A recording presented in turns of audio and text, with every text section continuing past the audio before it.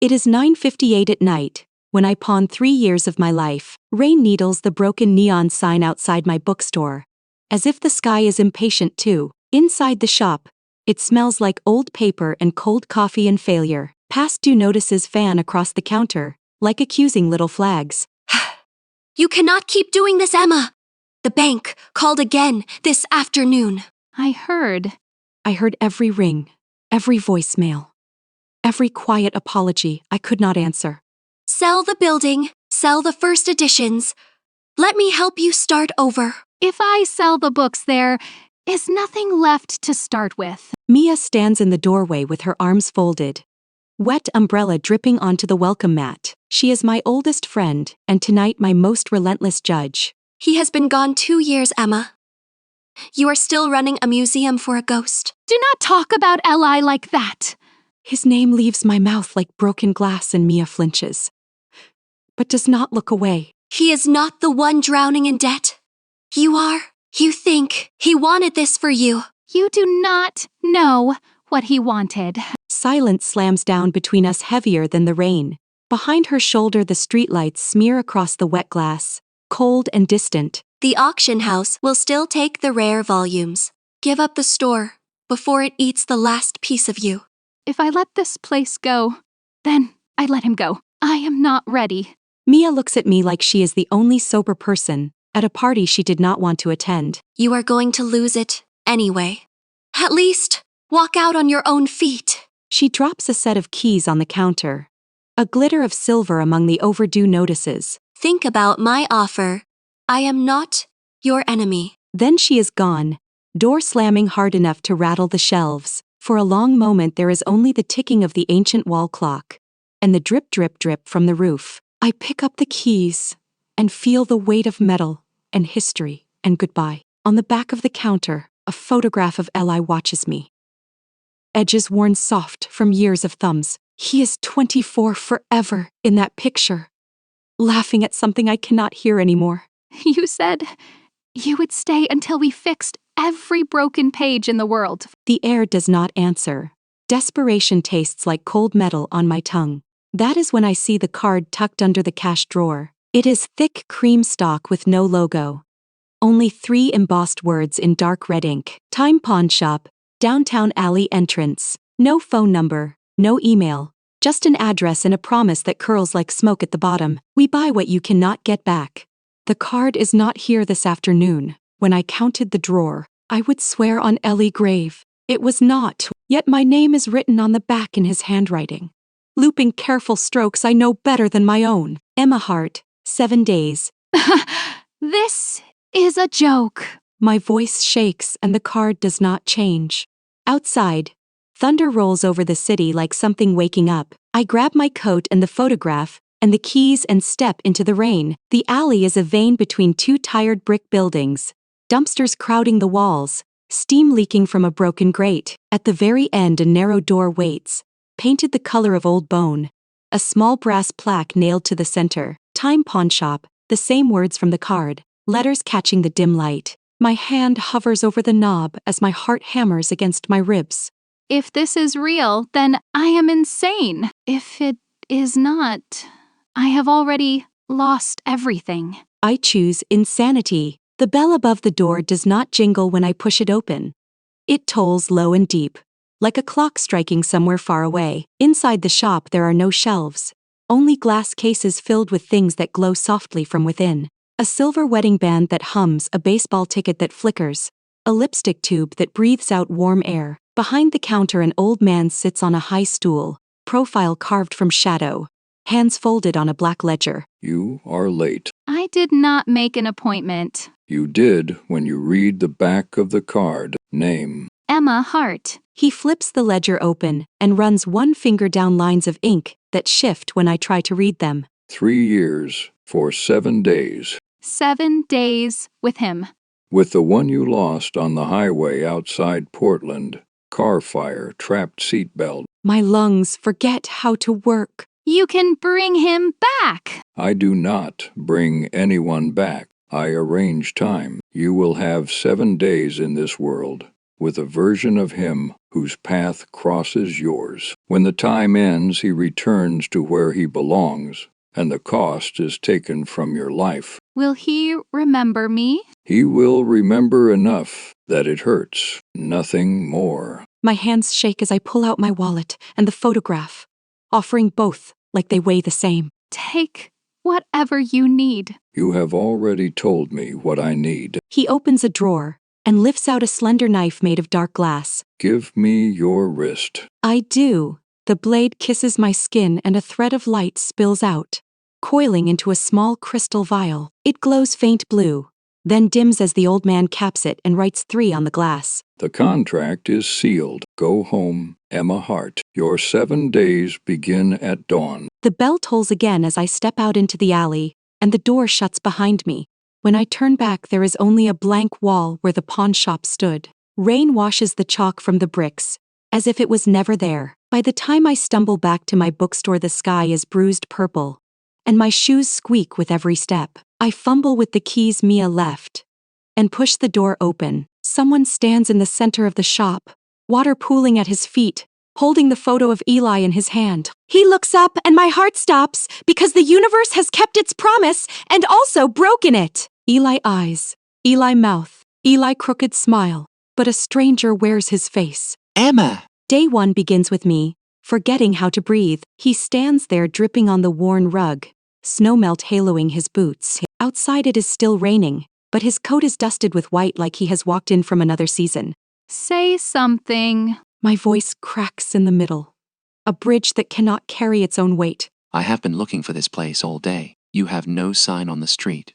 That is reckless. His tone is familiar, sharp and warm, the way Eli scolded me when I forgot to lock the back door. You remember the shop. I remember a promise. We said if we ever got lost, we would meet at the place that smells like dust and stories. My knees almost give out. That is word for word what Eli once said on a summer night, with the power out. A lie. That is not my name. The syllables slice the air.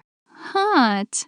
My name is Aiden Cole. At least that is what my driver license insists. He pulls a damp wallet from his pocket and shows me the card. Same face, same eyes, different letters under the photograph. Panic claws at my throat. You remember me?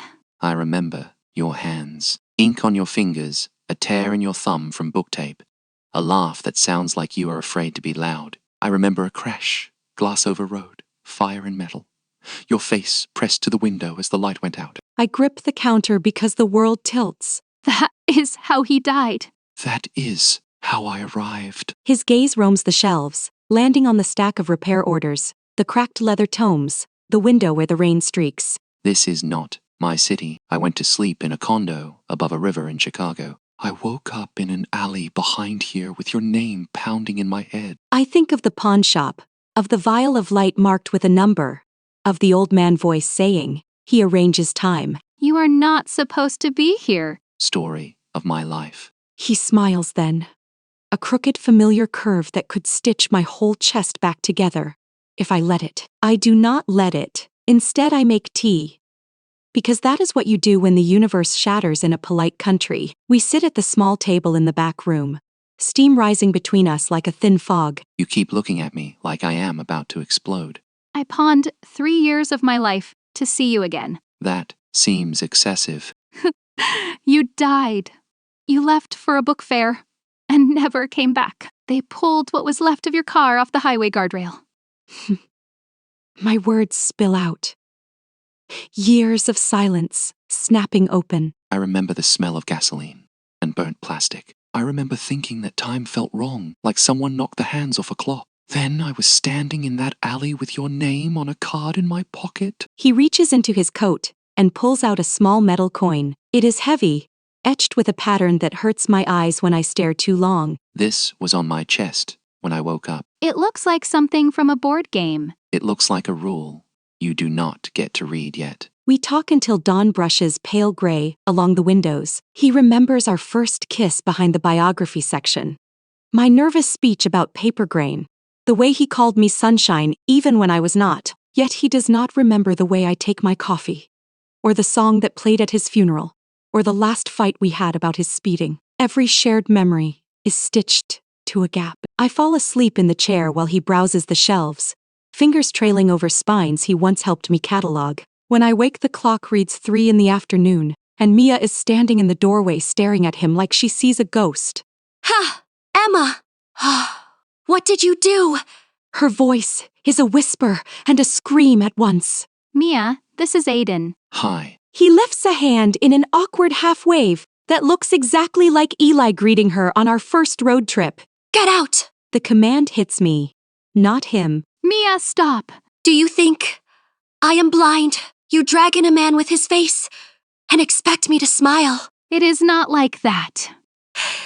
Then what is it? The words I made a deal with time feel too fragile to say out loud. Maybe we all sit down and use our inside voices. Do not! You dare sound like him! Mia eyes burn, full of years of unspoken things. You are not Eli. He does not get to come back when you finally start healing. A sharp pain slices through my chest, because healing is the one thing I have not done. He is not Eli. He is something else. The three of us stand in the wreckage of the afternoon, new storm gathering in the space between who he was and who he might be. Day 2 tastes like cold coffee and apologies. We are not ready to make. Mia refuses to step fully inside the shop.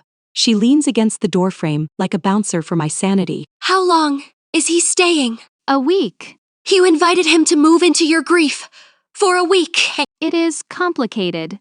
Try me. I almost tell her everything about the pawn shop, the vial, the old man who knew the color of the crash. Instead, I talk around the edges, like describing a dream you do not want someone to wake you from. He has Eli memories, but he is not Eli. He comes from somewhere else, another city, another life. That makes this worse, not better. Aiden sits on the floor in the poetry aisle, rebuilding a toppled stack of small press collections. He hums under his breath, a tune I almost recognize and almost hate. He is touching Eli's favorite shelf. Maybe it is his favorite too now. Mia gives me a look that could slice leather. I will be back tonight. Ha! We are not done. When she leaves, the store exhales. She hates me. She hates what you remind her of. And what is that? Me. He winces like I have slapped him. I do not want to be your punishment. Then stop being so much like him. He laughs once. No humor, just sharp air. If I could stop the memories, I would. Half of them feel like a movie I watched too many times. The other half feel like someone else hacked my brain. He pulls the strange coin from his pocket and rolls it across his knuckles. When I touch this, the wrong memories get louder. Wrong how? I see us on a beach I have never visited. I hear you reading out loud from a book I have never owned. A truck horn, white light, your hand on my arm. My stomach twists because those are my memories exactly. Maybe you are some kind of echo. Or maybe time glitched and dumped me in the wrong save file. We spend the afternoon mapping our overlapping lives. In his world, he is an architect. He designs libraries and museums with too much glass. In mine, he was a teacher who loved old paper more than new screens. He never met Mia there. I never existed there. Still, the memories of us fit like puzzle pieces that have been sanded down to match. At dusk, Mia returns with takeout and a grim set to her mouth. Ha! We are doing this properly. She spreads photo albums and old notebooks across the table like evidence in a trial. Tell me who you are, Aiden Cole. I am an architect from a city that is not on your map. I remember loving Emma Hart, and I remember meeting her yesterday. Convenient. She flips to a picture of Eli and me on the shop roof. Fairy lights tangled around our feet. Do you remember this? You made fun of my fear of heights. You said I trusted paper more than gravity. I do not know whether to laugh or cry, because he is right. Fine. What about this one? She taps a photo from my 22nd birthday, the one where Eli shoved cake into my face. We argued over the candle number. You said 22 was cursed. That detail is wrong. I was the one who joked about the curse. He was the one who rolled his eyes. The room goes quiet. Close, but not exact. Like someone copied his homework and changed a few words. Aiden's fingers tighten around the coin. Maybe I am the copy. Do not say that. If I am not real, then none of this matters. It matters. You are here. You are breathing. You are rearranging my shelves wrong. He huffs a small, almost laugh, and some of the dark loosens around his shoulders. What happens when the week is over? Her question slices through the soft moment. I see the pawn shop in my mind again. The vial, the inked number, the old man still impatient. I do not know. You made some kind of deal, did you not? Yes. The word falls between us, like a coin on stone. Day 4 begins with the smell of smoke. It threads into my dreams first.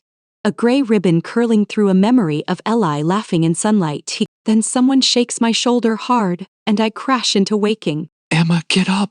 The store! My bedroom door is hazy, smoke licking the ceiling, alarms screaming their shrill panic. Heat presses down from the ceiling like a hand. The rare room. We stumble into the hallway coughing. Hands over mouths, flames chew along the base of the front counter. Racing up a stack of cardboard boxes Mia dropped off last night. One of them has tipped against the old heater. The ledgers. The letters. They are all in there. Stay low. Stay near the floor. He sounds like an instruction manual, and it keeps me from falling apart. Where are the most important things? Back room, top shelf, metal box. Mia voice shouts from the street outside, pounding on the glass. Emma, answer me. I cough out a reply as Aiden yanks his jacket over my head and pushes me toward the door. We cannot leave them.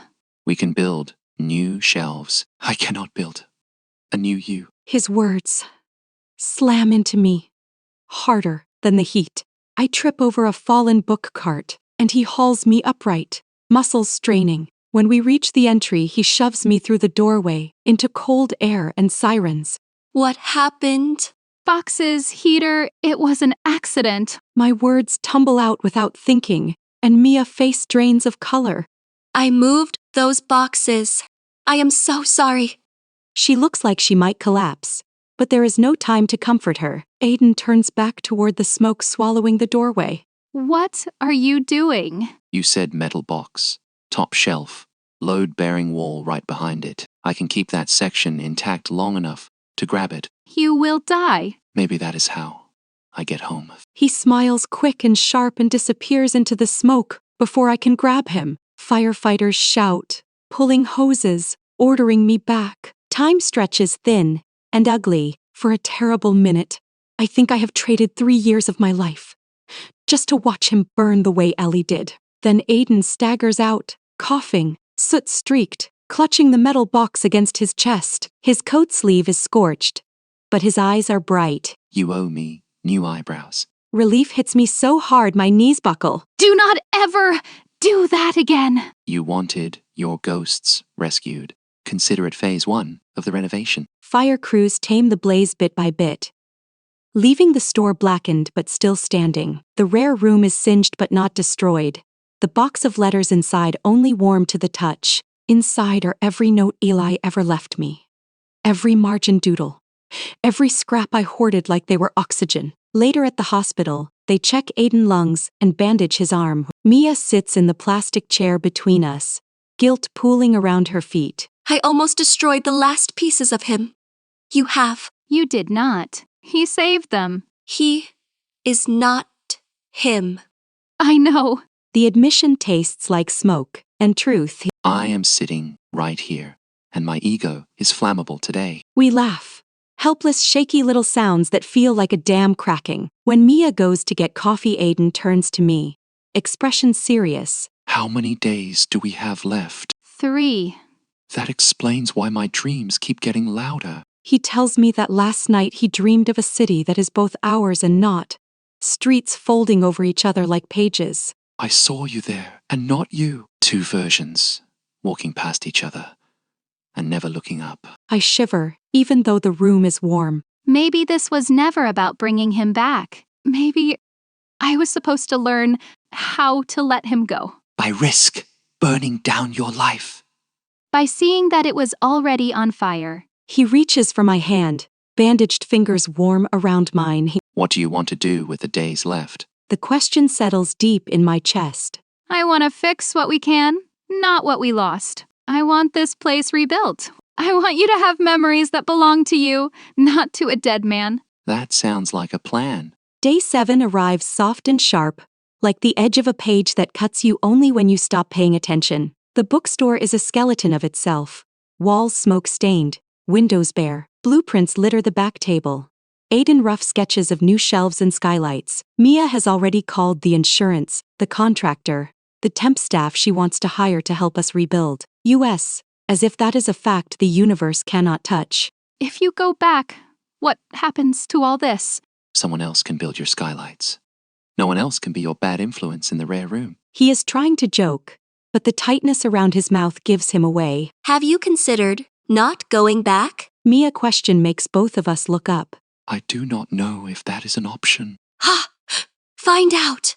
She slaps a coffee cup into his hand, like that settles it. The hours crawl. We spend them packing what survived the fire, labeling boxes, writing stupid notes on the tops to make each other laugh later. At noon, the air inside the shop shifts.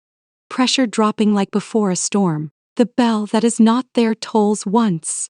Deep in my bones. A card appears on the counter. Cream stock, red ink, my name written in the same looping hand. Underneath are 3 words. Transaction concludes tonight. He is calling us back. Then we go talk to him. I am coming too. The alley appears behind the store again, as if it has always been there, only waiting for us to notice. At its end stands the bone-colored door with its brass plaque. The 3 of us step inside.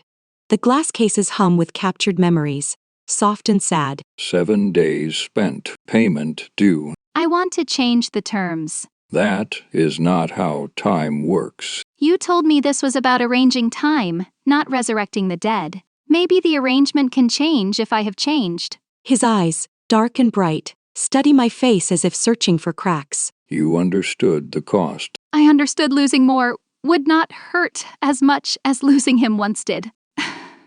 I was wrong. Now I know I want the years back more than I want to pretend the past can be fixed. Silence stretches across the shop. Take them from me instead. What are you doing? If my being here is a glitch, then maybe I am the one who owes you. Emma deserves all her years.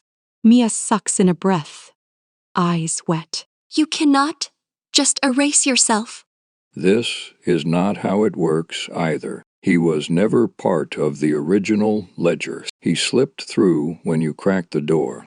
The strange coin in Aiden hand flares white, flooding the room with thin light. Images churn through my head. 2 timelines folding. 2 Emmas, 2 Ellis, 1 choice. Time does not like loose ends, but it tolerates knots when they hold something in place. You have learned what you were meant to learn. The regret that drove you here has softened. The store burned, and you chose to rebuild instead of burying yourself in ash. That earns you an amendment. He lifts the dark glass knife again and sets a fresh vial on the counter. I can return the years you pawned. In exchange, he stays. What happens to his world? It rewrites around the space he leaves. That is the mercy and cruelty of time. You mean I get to stay and annoy you for an entire lifetime? Is that what you want? I walked out of a burning building for you. Emma Hart! I think my vote is clear. My chest feels too small for my heart. Then yes, we accept. The knife touches my wrist again, gentle this time, almost cool. Light flows back into me from the vial on the shelf.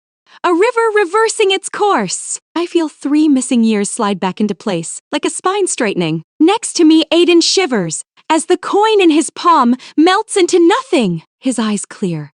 Some lingering echo fading, leaving only the man who has spent 7 days learning how I take my coffee. Go, build something worth the time you almost threw away. When we step back into the alley, the door is gone for good. In its place is a blank wall and a faint smell of old paper. Months later, the bookstore glows with new light. Skylights pour sun across fresh shelves.